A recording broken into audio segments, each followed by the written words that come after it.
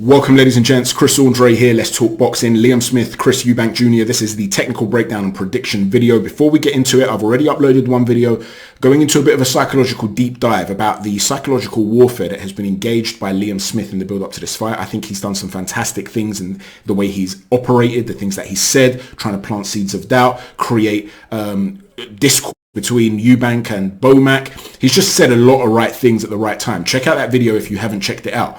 Now, the vast majority of the feedback was fantastic. I appreciate each and every one of you guys that takes the time to tune in, including those that politely disagree with me. I've got no problem with that. I've always said I don't demand agreement. I don't demand consensus on this channel. What I do demand is respectful debate, and I've got that.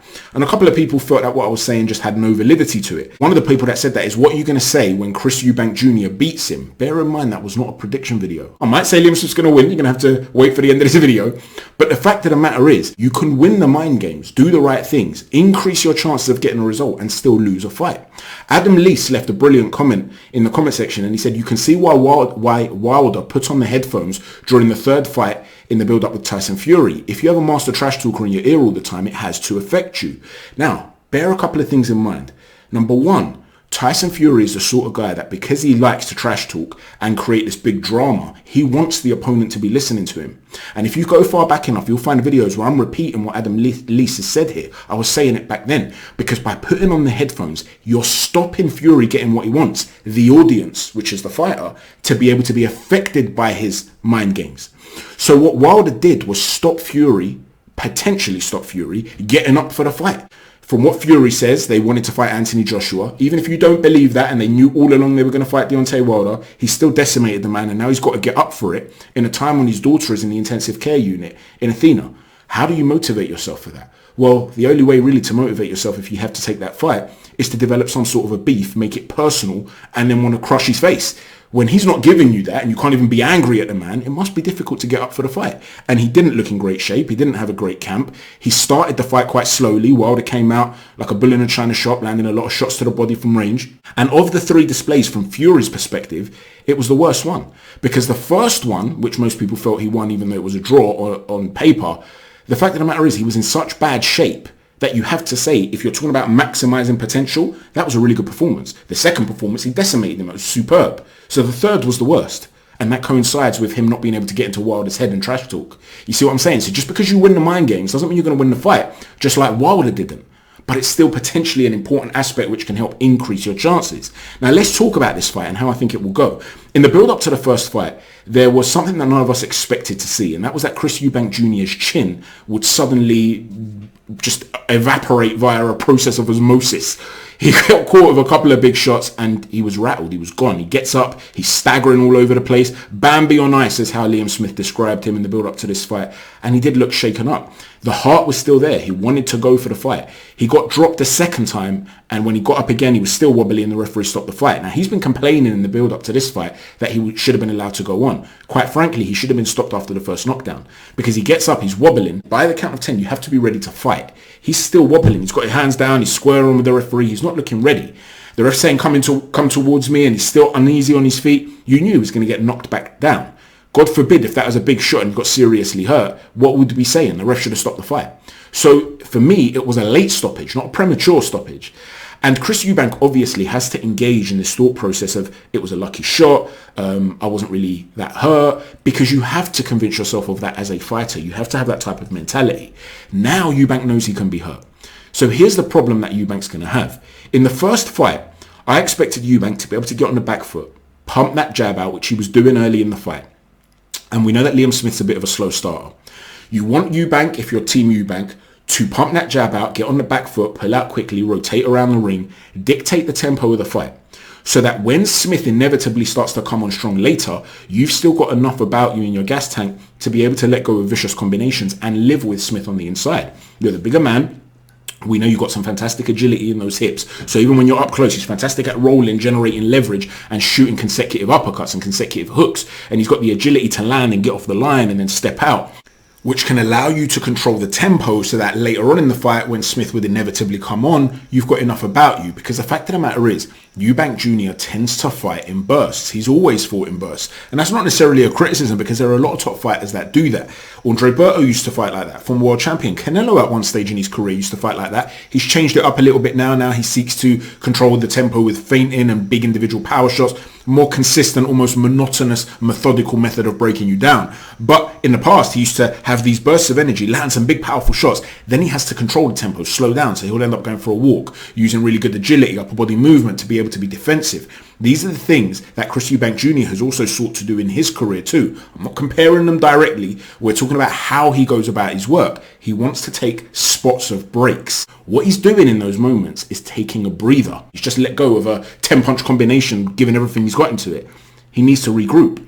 Well, the problem that he has, and we're talking about a prime Eubank, is that because Liam Smith's so good with his footwork, there's a difference between foot speed and footwork. His footwork is exceptional. The positioning of his toes are always brilliant, his feet. His front foot, he'll often put into the range of the opponent, and he uses that front foot pressure to make you work consistently. Because his foot isn't turned off at the side and it tends to be pointed at the opponent, he can adjust to either exit that you move to very quickly. You know, sometimes when you've got your foot too laterally and you're facing it's orthodox versus southpaw, if he steps to your side, by the time you readjust your foot and then turn with him, he's gone. He's got the angle on you. Liam Smith doesn't have that problem. Because even if you're talking about a prime Eubank with prime levels of stamina, when he's seeking to take breaks as the fight wears on, Liam Smith's not a guy that's going to allow you to do that. He's going to come in and he's going to pressure you. So what Eubank had to be able to do is control that tempo early on with the jab and then meet Smith with the raised tempo later on in the fight. But what you started to see in the first fight is that the tempo that Liam Smith was setting was forcing Eubank to have to work early. The first round was a swing round. Eubank's pumping out that jab, but when Smith's getting close, he's keeping that high guard and he's targeting the body. And he's coming over the top of that lead jab of Chris Eubank. The threat was there. So what Eubank started to do is pop the jab and then leap out of range. That's, again, high energy output in terms of your defense. He's working hard to stay out of range. He's not comfortably moving around the ring and popping a jab and being comfortable with it. There's a lot of energy being expended. The second round did go to Eubank, in my opinion. He started to have to up the tempo himself and he took that round. The third round was competitive until Eubank really again started to raise the tempo and he finished the round really strongly. Now, one of the areas that he was having a lot of success, because Liam Smith has this high guard and a lot of his movement is to bend at the legs, that's how he generates that movement and he protects himself. When he's bending low at the knees, when he's coming down, because Eubank is the taller man, if Eubank's going to throw a straight right hand, say, and Liam Smith's got a high guard and he's standing upright, the trajectory of the right hand's cut off. As Liam Smith comes down, and his hands are still behind him, you see the opening that's created there. Pick a marker on the screen, right? So look at the picture behind me, right? Imagine that's the height. The bottom of that is the height of Chris Eubank's his shoulders in line with that picture. If he's going to throw a right hand in a straight line, I'm covered from here. If I drop down, you see how that opening comes about. And what was happening is that Eubank was able to pump the jab. He would then look to throw a wide left hook. So he's looking to disguise that wide left hook. And when Liam Smith would come down, he'd punch downwards with the right hand. And the opening would be developed at the top, at the top was sort of where the temple is. And it would come down through there and it would land. When he would then shoot the uppercut, because the high guard is rabbit ear essentially, it's around the sort of front and side of the face, the opening is through the middle. And because he's got such brilliant agility, Eubank, he was able to dip to the side, find the opening through the middle and shoot that right hand. And he'd land it consecutively. But Liam Smith's got a very good chin. And you saw that he was willing to stay in that pocket, absorb the punishment, and this is something he's done consistently. Big shots have landed on him in the past. You're thinking, oh, is he in trouble here? Fowler landed some really big shots on him early in the fight. Liam Williams landed big shots on him early in the fight. But he trusts his durability. And his defense, because he does catch a lot on the forearms and the wrists. Not everything's flush. And he's very good at picking these shots. He waits and waits and waits. He'll lean off to the side to throw that right hand. So he'll come off the line to shoot it around the lead hand of the opponent. He'll also shoot shots whereby he'll throw like a left hook or an uppercut and he's trying to find the gaps behind your guard. He's a thinking fighter. He'll come low and then as you punch, he'll punch to the body. So he's looking to target something and offer a threat as you're punching. And by making you work, as you get more tired and tired, he starts to snowball and bring more and more to the fore. Well, what happened in the fourth round is that by forcing Eubank to consistently work, Eubank was trying to use upper body movement and footwork to exit quickly. When he got pinned towards the ropes, there's nowhere for him to go. There's no exit to lean back, to leap back. He's stuck. He's cornered. So what does he do? Instead of coming low and then looking to get underhooks and tie up, he tried to show upper body movement to be evasive. And he ended up getting caught. Now, I know a lot of people have made a big deal about the elbow. Even if you think the elbow landed significantly, I personally don't. I think it was the forearm, as I've explained. I think he was caught with big shots outside of that. But even if you think that was a big moment, notice the right hand that comes before it that lands flush on the jaw, and you'll see him drop down. He sags quite drastically. The point is, even if nothing else happens after that, you've got a clip, he gets caught with the right hand and the bell goes, the round ends. That's a big right hand. That's a highlight moment. Why is he getting caught with that? He's getting caught with that because he's going back onto the ropes and then he's trying to change levels instead of collapsing the pocket and tying him up or pivoting out and not allowing himself to go into the corner. So it's one thing to have foot speed. You've got to know your spatial awareness in the ring. You've got to create a circle within the ring and focus on that rather than use the ropes when you're trying to do what Chris Eubank is doing in that particular fight. So the question I've got is this. We know that Chris Eubank has the offensive arsenal to be able to hurt Liam Smith. He buzzed him in that third round. We know he can punch a little bit. And even if you don't think he's a big one-punch knockout artist, which I don't think he is, there's enough pop there and there's enough to let go of vicious combinations which can bust anyone up. We know that the trajectory of his punches, as I've explained, where it's the uppercut, whether it's him throwing the right hand down as Liam Smith ducks, whether as Liam Smith seems to duck and step in to close the range, you whip in a hook around that guard, whatever it is, he's capable of finding those openings. But he's being made to work. And this is a guy who's reached a certain age. He's no spring chicken anymore.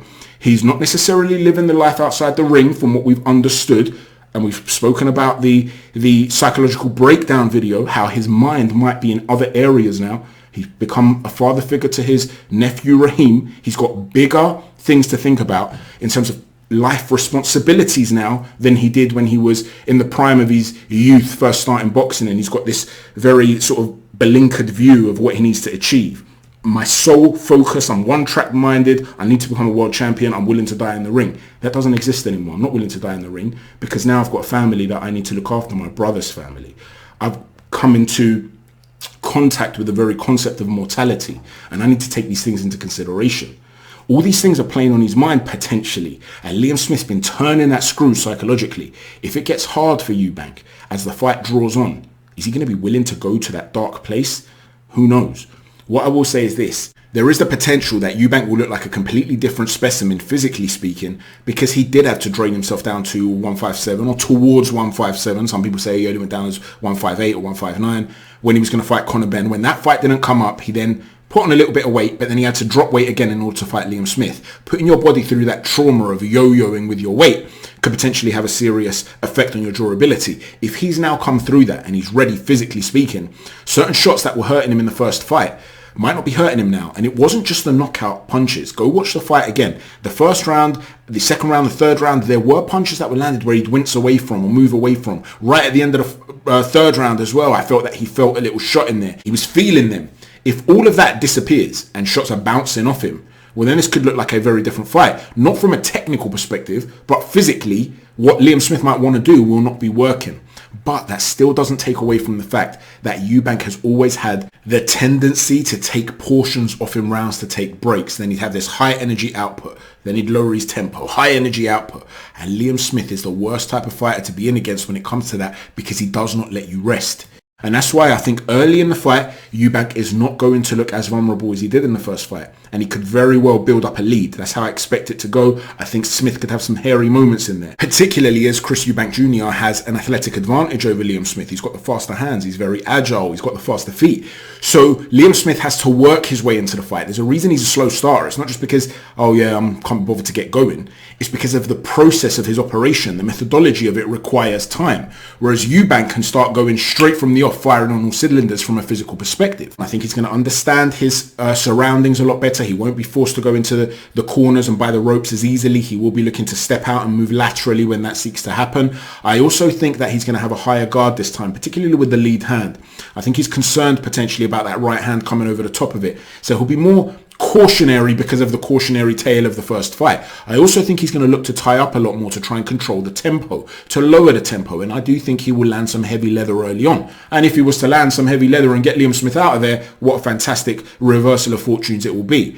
But I don't think that's going to happen. I think that's unlikely. Smith is a very, very durable and cunning and intelligent fighter. He'll be offering the threat of going back at Eubank, little looping shots over the top of his lead hand, understated methods of putting pressure with his lead foot always into that area of danger, leading with short right hands to the body in the midst of a Eubank combination. Little things that he does that are cunning, and he's going to be forcing Eubank to work while he's doing these things. In addition to that, there's another potential when it comes to their dimensions that could affect the outcome of the fight. Chris Eubank Jr. is letting go of those vicious combinations. His long levers could bring him some success from range, and those combinations could land some big shots. But by the time he resets those long arms, you're also going to see some work being fired back by Smith, who's very, very good at keeping himself just in range. And with those shorter arms, he's very good at letting go of short power shots.